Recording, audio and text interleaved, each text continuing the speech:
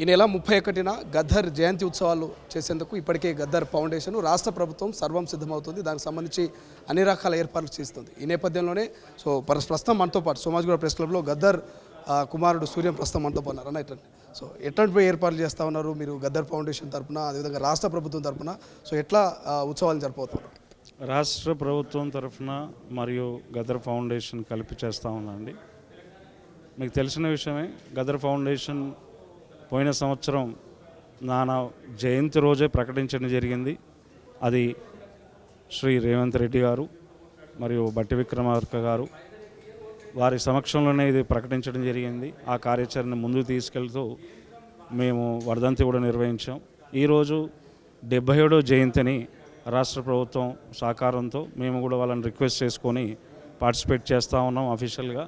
అందుకే మా బ్యానర్ కూడా అలాగే ఉంది.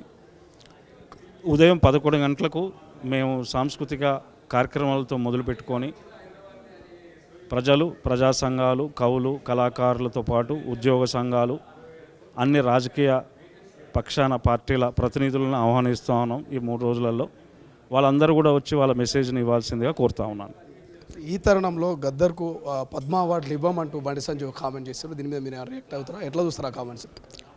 ఇప్పుడు మనము ఒక జయంతి జరిగే సమయంలో ఇలాంటి వాక్యాలు అనేది వాళ్ళు ఆలోచించాల్సిన అవసరం ఉంది. ఎందుకనే తరుణంలో మనం ఆలోచించినప్పుడు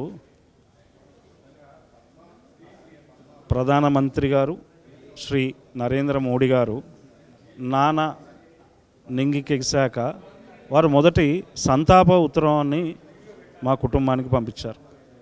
అట్లాగే పెద్దలు హర్యానా గవర్నర్ శ్రీ బండారు దత్తాత్రేయ గారు ఉత్తరం పంపించారు.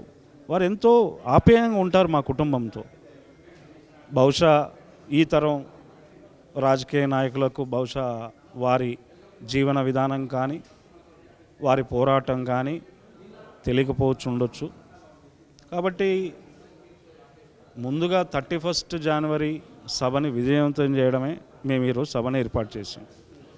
ఈ మెసేజ్ వచ్చింది అని విన్నాను. నేను ప్రత్యేకంగా అది ఏమైనా అఫీషియల్ ఆర్డర్ ఉంటే చూసిన తర్వాతనే నేను మాట్లాడతాను. ప్రెస్ మీట్లో వీడియోలో మాట్లాడుతూ నక్సల్ భావజాలం ఉంది, గతంలో బీజేపీ కార్యకర్తలు పోలీసుల మరణాలకు కారణం గద్దర్, ఆయనకు మేము ఎందుకు ఇవ్వాలి అనేది ఆయన స్టేట్మెంట్. ఇప్పుడు ఆయన కేంద్ర సహాయ మంత్రిగా ఉన్నట్టున్నారు. వారిని లిఖితపూర్వకంగా రాష్ట్ర ప్రభుత్వం మరియు కేంద్ర ప్రభుత్వానికి పంపించినప్పుడు వాటి మీద స్పందిస్తాం. మీరు ఏమైనా డిమాండ్ చేస్తారా బండి సంజయ్ నుంచి? ఏమైనా ఉపసంహరించుకోవాలి వ్యాఖ్యలు అన్నట్టుగా? అదే చెప్తున్నానండి. వారు మంత్రి గారు వారిని అది లిఖితపూర్వకంగా రాసి కేంద్ర ప్రభుత్వానికి మరియు రాష్ట్ర ప్రజలకు పంపించాల్సిందిగా మనవి చేస్తూ ఉన్నాము. ఎందుకు అంటే లెట్ ఇట్ కమిట్, అది ఒక లిఖితపూర్వకంగా వస్తే బాగుంటుంది కదా. ఇప్పుడు ప్రెస్ మీట్లో చాలా మాట్లాడతారు, చాలా చెప్తారు అని లిఖితపూర్వకంగా రాసి పంపించమనండి వాళ్ళ కేంద్ర ప్రభుత్వానికి. అంటే మేము గద్దర్కు అవార్డులు, పద్మ అవార్డులు ఇవ్వమని లిఖితపూర్వకంగా రాసి ఇవ్వమంటారు అని వాళ్ళు చేస్తే బాగుంటుంది. ఎందుకు అంటే ఇప్పుడు జయంతి సందర్భంగా ఇలాంటి చర్చ ఎందుకు తీసుకురావడం? జయంతి సందర్భంగా ఈరోజు మేము ఫౌండేషన్ ద్వారా జయంతికి సంబంధించిన అంశాన్ని మాట్లాడటానికి తీసుకొచ్చాం. మేము బ్లాక్ అండ్ వైట్గా మేము ప్రజలకు తెలియజేస్తూ ఉన్నాం. సో ఇది బహుశా I don't think we should give much preference to his words. నిజంగానే గద్దర్లో నక్సల్ భావజాలు మాత్రమే ఉన్నాయా లేక వేరే కోణం ఉందా? సో ఎందుకు అట్లా అంటున్నారు? 77వ జయంతి జనవరి రవీంద్ర భారతి తర్వాత ఈ అంశం పైన నేను మాట్లాడతాను. Thank you so much. ఇది గద్దర్ కుమారుడు సూర్యం స్పష్టంగా చెప్తా ఉన్నారు.